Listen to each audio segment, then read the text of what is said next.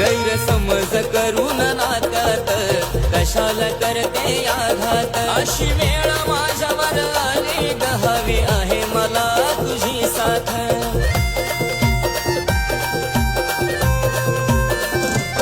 गैरसमज करून नात्यात कशाला करते आघात। अशी वेळ माझ्यावर आली ग, हवी आहे मला तुझी साथ। कसं राहू तुझ्या विना सांगा, तुझी आठवण त्रास देते का? कसं राहू तुझ्या विना सांगा, तुझी आठवण त्रास देते का?